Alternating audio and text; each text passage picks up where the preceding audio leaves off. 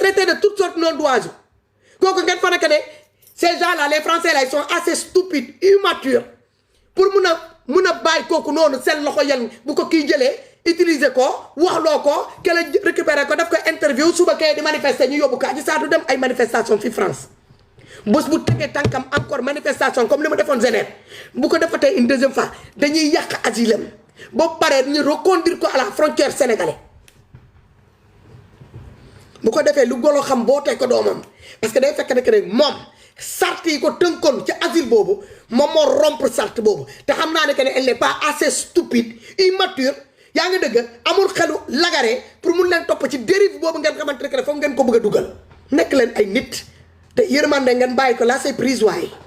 yërmande waaye bàyyi leen doomi jàmbur bi waaye mu respiré wu bàyyi leen ko mu respiré wu bu muy dem yóbbaalewul seen dara yóbbaalewul seen dara Adji Sarr fu mu nekk di vie bi dañ ko nekk di ko organiser autour de sa personne parce qu'elle comprend pas grand chose elle n'est pas instruite elle sait ni lire ni écrire ñu koy jàngal pour mu jàng Adji Sarr amatul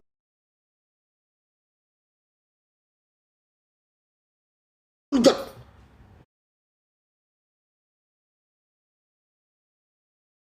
dafa am heure yoo xamante ne boo leen woo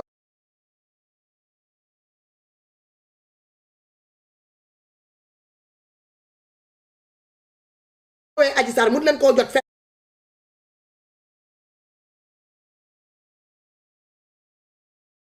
da koy fekk ci salle tukki yooyu muy tukki ça a coûté aux Sénégalais à plus de 70 milliards CFA ci doxante yi ñuy doxant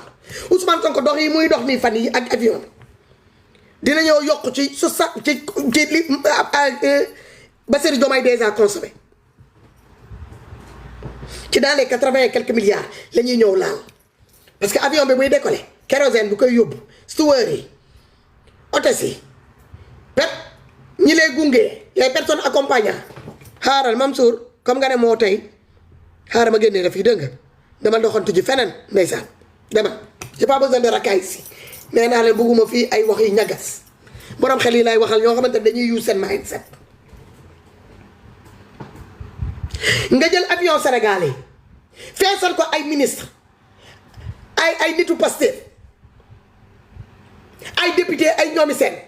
dox ak ñoom yóbbu leen ba Qatar ci benn signature de contrat boo xamante ni contrat boobu fekkoon ngeen ko fii te li ngeen fi fekkoon moo gënoon a baax dikki lii nga mujjee signé nii mais pour nee ni que ne yooyu yaa ko signé ak ñoomi seen te c'est le même marché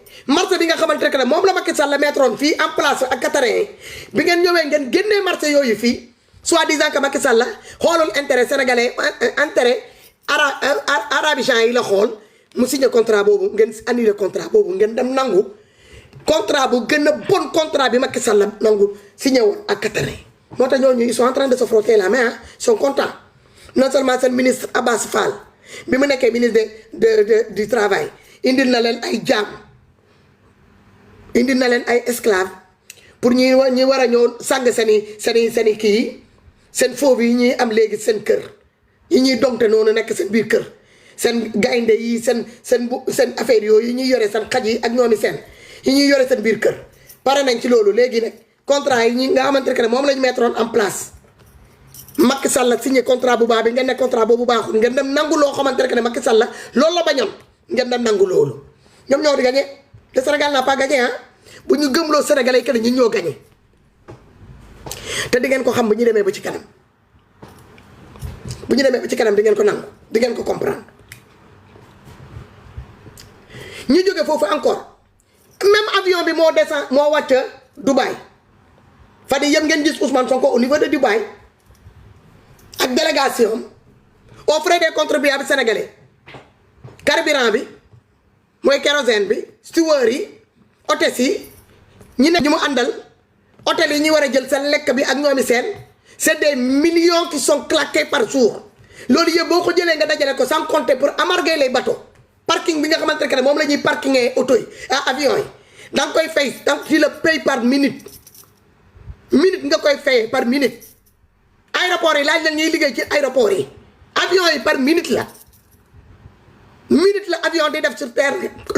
parking yi par minute la nekkul jour nekkul semaine nekkul weer minute la avion yi ñu koy ñuy fay parking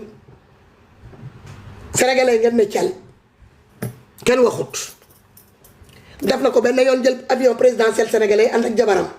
yéeg ci tarmac yéeg ci dernier palier bi muy nuyoo mel ni président de la république les gars sont assoiffés de pouvoir sont obsédés de pouvoir li muy dugal nii yëpp di ko def yaa ngi dëgg c'est comme si il est en train de préparer quelque chose soit départ am la nekk di préparer la fin de Ousmane Sonko yaa ngi dëgg dans la langue politique la nekk di def au revoir yaa ngi dëgg am na daal loo xamante ne moom la nekk di jouer et c'est pas sain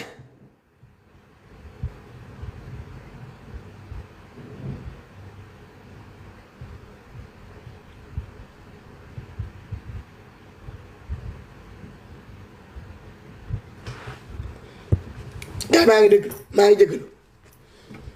Talla Gueye xaaral ma génnee la fii ragal yàlla moo tax ma nar laa bloqué fii dama doxantu ci xaj katal sa ndey ci biti doomaraam gisuma woon sa saaga yi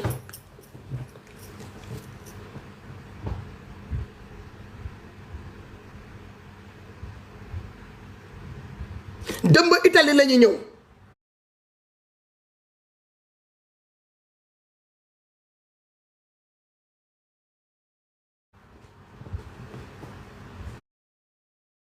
waaw moom il est en train d'anticiper les élections 2027 élections yi war a ñëw nii la nekk di anticiper te pourtant moom nee nañ ko moom du bokk moom il n'a même pas droit à faire une campagne moom da il est disqualifié il est condamné définitivement fii ba 2030 moom du bokk moom pare na mais comme ça on a soifé xamul daaj il s'abstine coûte que coûte pour que sénégalais ne ne que ni Ousmane bokk na man xaw ma lii ban façon obsession la pour doon dara man comprendre ma xanaa doon Ousmane dafa am man ñi ko nax xaw ma boîte secret la xaw ma sëriñ yi ñoo ko nax ne ko de da ngay doon président te boo bàyyee sa loxo doo doon président ñi ngi lay nax ñi ngi lay sonal góor ji le sonn nga xoolal t'as vidé tous les bureaux des ministres yi nekk biir Sénégal tous les ministres là de leur bureau pour ñëw fii Italie tey ils se sont tous donné rendez-vous en Italie ministres yi yëpp ñu ngi fii Italie différentes consuls yi merde yi nekk fii nga xamante ne amaluñu Sénégalais benn njëriñ fii ci biir diaspora bi doo déposé carte d'identité ba nga am ko doo déposé passeport ba nga am ko xamuñu sa xëy ak gontu amuñu fa dara bu ñu leen falee ba léegi des consuls ak des ambassadeurs amul dara lu ñu defaral Sénégalais au niveau de la diaspora ils se sont tous donné rendez-vous au niveau de Italie créer seen lien lu musuta am bu njëkk ba bu ñu nee Ousmane Sonko day ñëw amuloon lien bi ñuy créer doo leen créer ay plateforme di fa teg ay lien ñii naa ni que da ngay cliquer ci lien bi boo cliquer ci lien bi nga identifié pour ñu xam yow yaay kan ñuy jël ay bus louer ay bus teg ko bus bu ci nekk 60 personnes lay jël ba 70 personnes yaa ngi dëgg ñi nga xamante ne xëjuñu ci bus bi te am moyen ñooy jël avion ñëw jëlee nit ñi un peu partout lu musuta am nit ki boo wóoloo sa bopp doo jënd ay nit doo tegal ay nit bus gratuit déedéet da ngay bàyyi nit ñi ñu wane seen degré de patriotisme ñu wan la ñoom ba fan lañ la bëgg ñu wan la ñoom ba fan nga leen egg homme d'affaires yi nekk dans la diaspora les ressortissants sénégalais de la diaspora ces ressortissants ratés là la majeure partie ñoo xamante ne que ils ont rien bu ñu paree fii jibbi rek la ñuy def dem toog seen kër baay yi ak seen kër maam yi amuñu lu ñu yóbbaale nguuru nganaar sa xaaru leen foofu ñoo nekk di buuxante ay nit yoo xamante ne que ci ay maisons sociales yi lañ nekk fii assistanat des personnes assistées des âges sociales ñoom ñoo dem nekk foofu def ko benn vendredi wala nga def ko benn mardi nga xool ne sénégalais dinañ la ñoo wuy si boo tegoon 50 bis nga ne gratuit doo gis kenn ku ci yéeg parce que ñoom yëpp dañuy am seen xëy ak seen gontu te ñemew ñoo dem déposer arrêt de maladie pour mun a ne que ne dañuy ñëw Italie duñ ko ñeme sax moo tax ngeen def ko samedi nga xool le nombre de personnes ñi toog ñi nekk foofu ay xale yu ndaw plan de redressement de 2050 loo xamante ne ko du léegi sénégalais bu xiif bëgg a lekk kooku day toog ba 2050 pour soog a mun a lekk sénégalais bu bugg a faju feebar bugg a faju da ngay toog ba 2050 pour yow nga mun a faju sénégalais bu bugg a fay facture ndox bu moyen cher bugg a fay facture courant bu moyen cher da ngay toog ba 2050 pour nga mun a fay sa facture courant ak ndox bu moyen cher sénégalais bu bugg a xëy gis hôpital bu baax di nga toog ba 2050 pour nga mun koo gis comme ñoom moom bu teeyee mu ne bu Ousmane génnee mu ne dëkk bi kenn mënu koo defar fii ak 2050 premier quinquennat bi mënu ko Sonko génn ne ko ni waa 2000 fii ak 2030 sax dëkk bi mën nañ koo changé Ousmane mooy wax Sonko génn contredire ko wala Sonko wax Ousmane génn contredire ko benn nit ki mooy wax benn nit kooku tamit am na beneen nit bu nekk ci biiram mooy génn tamit di ko contredire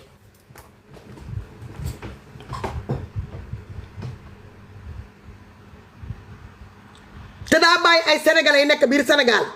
soxla ko woon ci mën na mii soxla ko ci hôpital yi soxla ko ay xale Sénégal yaa ngi ne la di xaar pour formation ñu dugal leen ci ubbi leen centre de formation ci différents métiers ubbi leen centre de travail jël leen ñuy liggéey kenn woowu leen ñoom seen biir rek damay ñëw ñu fal ma DG ma jël sama famille côté ndey côté baay sama côté jabar yi ma teg ñi ma nommé leen des chargés de mission léegi famille yëpp DG bu toog jël na lu toll ñaata nit mu def ko chargé de mission dans sa famille moom mbokk jabaram yi day jël ñooñu yëpp def leen chargé de mission place bu sa des mu xool ci biir Pastef fi boo yi nga xamante ne ñooñu mun na leen manipuler pour ñooñu di ko ñu nekkal ko fii des saagakat automatique mu jël ñooñu tamit jox leen tamit poste de chargé de mission moo tax koo fi gis ministère boo dem c'est des centaines et des centaines de chargés de mission nga dem primature pareil nga dem palais présidentiel chargé de mission à gogo nga dem assemblée nationale chargé de mission foo jaar chargé de mission direction boo dem chargé de mission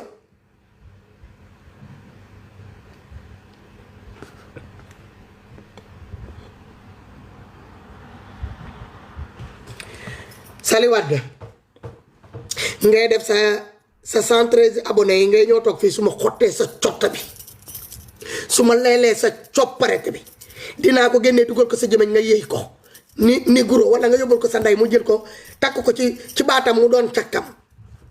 doomi saram ndey ma bloqué naa la ba nga ñëwaat encore fii doomi xaraamata njaay yéen nit bu nee sa day kuul sa du ko mun il faut ngeen waxloo ko sa femme saaga yi ne du ma ko mën a supporter ah ku ma saagati fii dinaa xar sa cottu ndey bi pour muy clair Ousmane laay dem jëli Italie fu mu nekk ne ma toj cottu ndeyam fii en direct est-ce que loolu leer na seen bopp saaga yi na dàq commentaire yi na normal ku ma fi saagate damaa maar seen saaga damaa bloqué ba sonn seen saaga yi ku fi duggate saaga ma dem indi Ousmane Sonko xar job bu ndeyam ci kanam sénégalais yi laay def da ngeen di correct respecté nit ñi respecté yaay nit ñi débat di dee boo leen amee loo leen di wax comme am ngeen xam-xam bu doon xam-xam saaga kaay la ngeen yëg fi ngeen wax joxe seen xam-xam boo leen ma fi saaga ma saaga seen ndey pour bi clair saaga yi daa doy j'en ai marre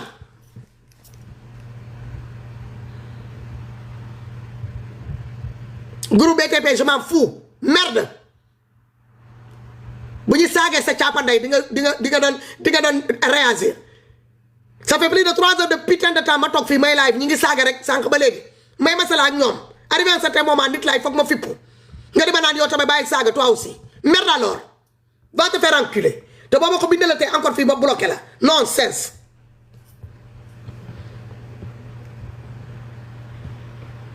mité naa la demal doxi sa soxla Toby Ndiaye merci beaucoup thank you so much imbécile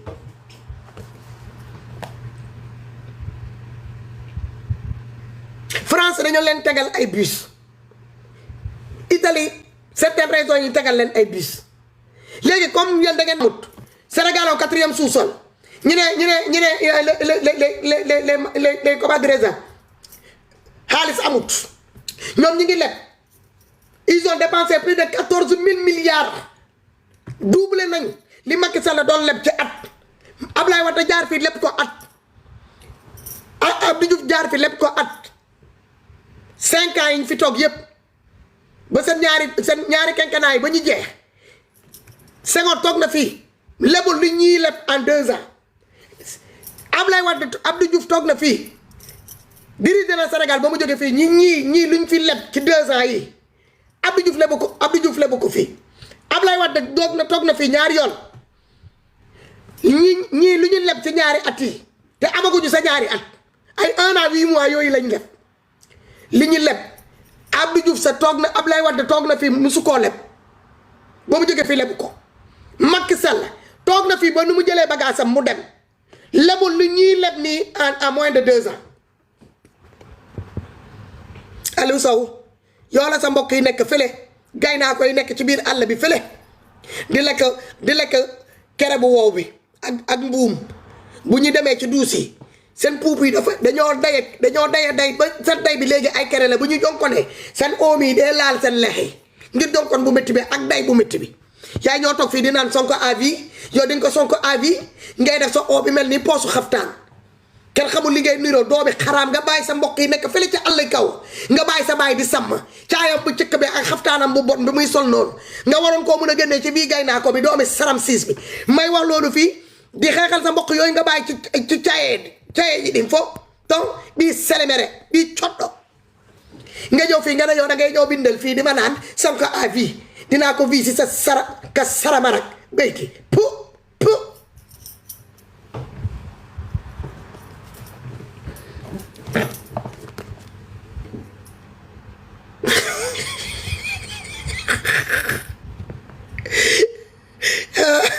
Jogu dem ba wax nga dëgg sama jëmeñ bu tooy bi ni caapa nday Ousmane Sonko wax nga dëgg Père Khady Ngom bi jëmeñ ji de lépp bi nii la mel nga ne sama jëmeñ bu tooy bi ni sama nangam tànn yaay déedéet dangaa juum ni nangam tànn awra yaay Ousmane Sonko fu mu toog noonu day buut xam nga boo pataaye gisoo benn tànkab bi mu mel ni éléphant tànk yi nii lañu toll ñu mel nii ay pied conférence gis nga conférence yooyu ñuy def ci bâtiment buy téye bâtiment yi benn tànk yaay Ousmane Sonko noonu la toll comme conférence xam nga loolu ñaari tànk yooyu nga am ñaari tànk ñaari yooyu maire bi ci pousse bi lay toog amul dara 16 anglais bu mu toog mu toj ko te mënul doon xoñ saison boobu mooy toog dafa am benn pot de chambre bu ñu ci intégré ci suuf fi mu toog noonu day wagas rek grand boubam bi rek fa lay toog mu ne fa paaj buy doxat mel ni kuy xotti zinc te réew leen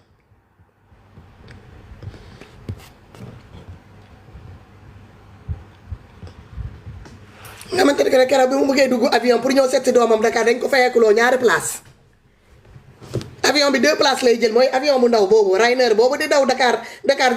Ziguinchor 2 places lay jël par personne moom rek moo toog benn xapp bi moo jël beneen fauteuil bi benn xapp bi jël beneen fauteuil bi place yi fauteuil bi nekk ci kanam ñu fayeekuloo ko encore double fauteuil yi nekk ci kanam pour mu mën a talal tànkam parce que amuloon espace bi yàlla bindu ko bu doon nit kooku daa ëpp nit xaamaan gabar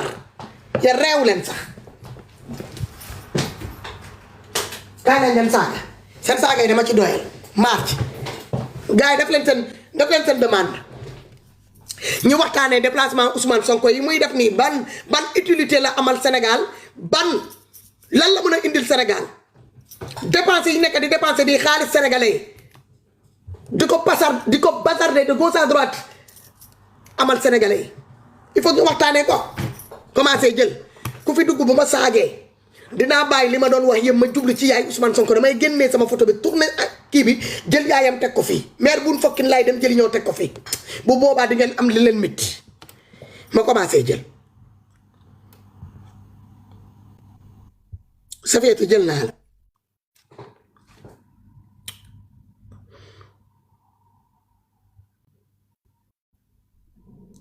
Safietou kaa duma la jël wàccal xawma la Mileni grande sœur nuy naa la dafa mel ni sa internet bi baaxut de Mileni ñëwal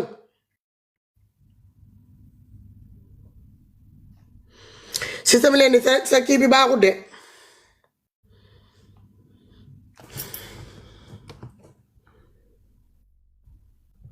banque si jël naa la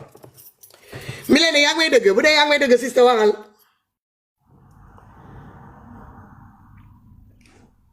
banque si yow ñëwal banque si ubbil sa micro parce que mi leen dëgg moom balaa may commencé robe bi laa bëgg robe bi dañu waxtaan si robe bi yaa ngi jongoma be tata ñii saaga bi mënuñ laa bëgg nag fi ngay laal moo métti mënuñ laa bëgg fi ngay laal moo métti dëgg laa wax di yow doo président de la république premier ministre nga bàyyi sénégalais ci biir mbënd bi bàyyi sénégalais ci ñàkk bañ a lekk bi ñàkk bañ a naan bi facture waaw moom yoonu nekkul ci sénégalais yi xam nga sénégalais yi ñoo koy toog yow yaa ngi yore 9 milliards sénégalais yi di nga nattal sa bopp te kenn mayu la ko kenn votal yaa wax dafa araam te yow daa newoon daa xaraam la xëy nga baptiser ko ne ko di caisse secret yaa ngi dëgg waaw mais nga jël 9 milliards yooyu jël ay Sénégal xoolal tey boo demee ci bureau yi bëri ministres yi bëri nekkuñu fa jël dugg assemblée jël fa ay député nga dugg ci ministère yi jël fa ay ministre dugg ci biir direction yi jël fa ay directeur dugg ci bureau homme d'affaires yi nga xamante ne qui sont subventionnés par l'État nga jël ñooñu dugal leen ci avion présidentiel yi commencé di jouer les comment dirais-je mais man dama xamul ñooñu sax lan lañ fay wuti man loolu moo ma jaaxal di man moom venant de cette personne franchement kooku moom ay waxam foog naa wax nañ ko ba mu jeex venant de cette personne rien ne me surprend mais xam nga man lu ma jaaxal pourquoi ils essaient de créer des faux problèmes là où il y a des vrais problèmes sànq maa ngi lay dégg ngay wax ci France mais français yi bi fi Macky Sall nekkee dañ ñu daan topp pour ñëw investir suñu dëkk waaw et la sécurité léegi yow nga dàq français parce que français fu mu nekk base militaire am boobu moo koy garantir sa sécurité parce que tey bu dara amee ci dëkk bi bagage su français yi la ñuy njëkk a toppatoo bagage sénégalais yi tout à fait nga génnee leen nga ne yaa leen dàq yaa leen génnee point d'interrogation parce que yàlla rek a xam français yi ñoo dem wala dañ leen génnee nga génnee leen quelque temps après nga dellu si waat dem si ñoom ne leen dellu si waat leen mais yow boo dellu si waatee bu fekkoon yaa amoon marge de manœuvre bi sax amatuloo marge de manœuvre kooku day dellu see ni ko neexee ça veut dire que bu doon am ci yow 5% léegi day fexe am ci yow 25% parce que yaa ko jëli. tout à fait comme li xew Qatar rek comme li xew Qatar comme li xew Qatar. exact li xew Qatar même chose li xew Qatar même chose léegi man dama bëgg xam lan mooy où est la logique parce que affaire yi àndul ak logique où est la logique les actions qu'ils font tey ñu ngi bëgg a rey nit ñi avec Macky Sall on va l'extrader mais c'est un faux débat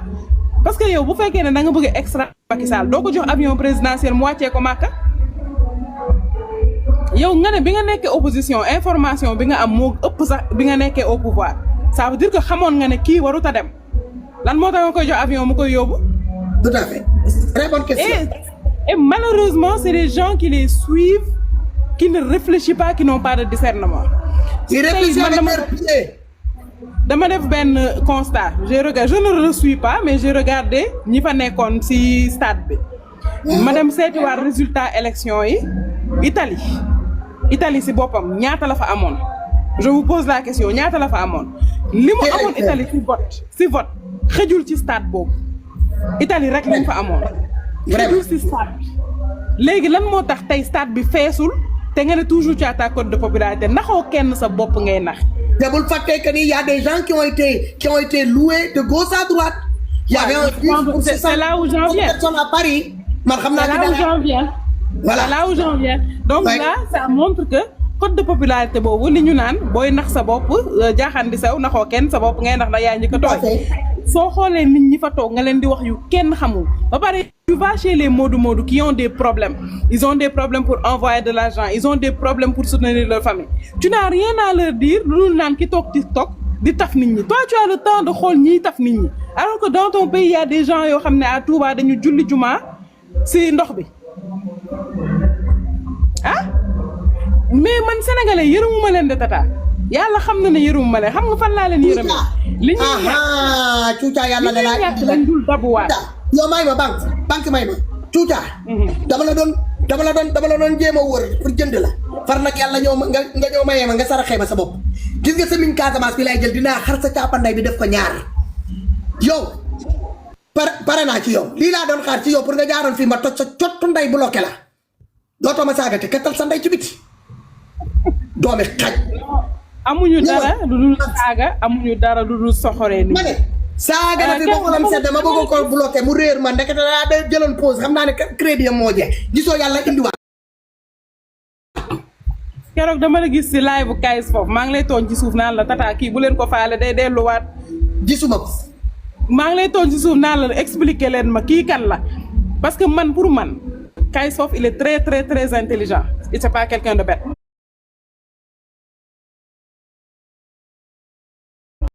il peut pas être berné. il ne peut pas être berné. ça veut dire que